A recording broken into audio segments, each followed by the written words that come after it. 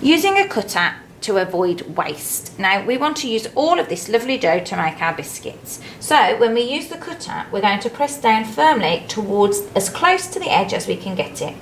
Press down, give it a little wiggle to get our biscuit out or our shape. And then when we make the next one, we're going to cut right next to it.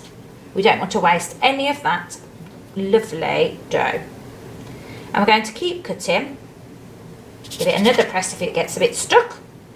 And keep going until we have used all of the dough. Well, as much as we can. And then you can re-roll the dough.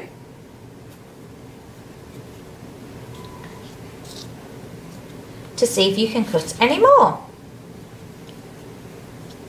So we'll imagine I've finished that.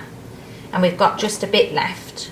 And we can re-roll the bit that we've got left, so that we don't waste our wonderful dough that we have made.